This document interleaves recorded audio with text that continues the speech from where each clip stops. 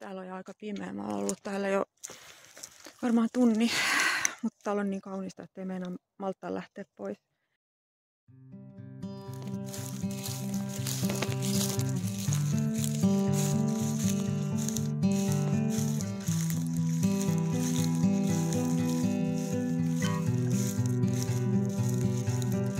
Onpas sinne pitkä matka tuonne Utsjokiin.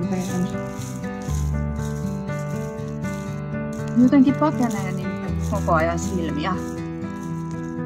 Onko toi usva sellainen, mitä ei vaan saa kiinni? Illuusio.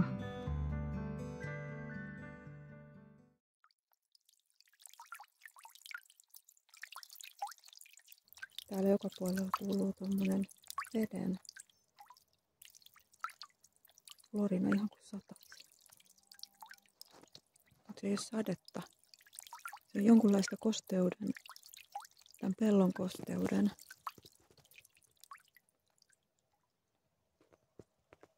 jatkuvaa liikettä. Täällä ei ole kauheasti mitään hyttysiä. Yksi tuossa joku pörisi, mutta ei se edes yrittänyt imeä musta mitään irti. Täällä saa olla ihan rauhassa.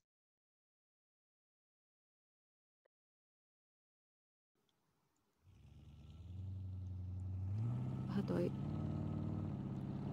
läheisen tien ääni tulee tähän vähän rikkoa tätä illuusioa. Mut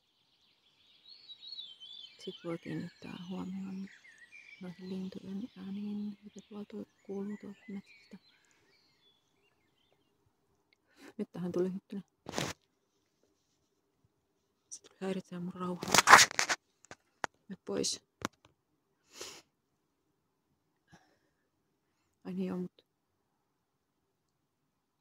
luonnon monimuotoisuushan perustuu just siihen, että kaikki tarvii jotain pysyäkseen elossa.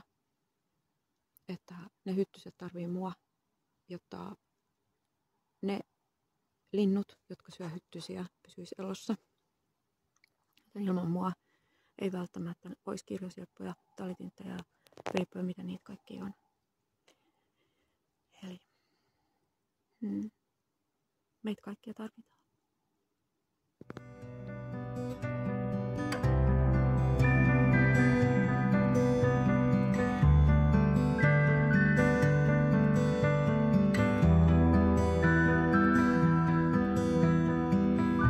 Täällä on jo aika pimeä. Mä oon ollut täällä jo varmaan tunni, mutta täällä on niin kaunista, ettei meinaa malttaa lähteä pois. Alkaa tulla kylmä. Mä lähden kävelemään kotiin. Heippa!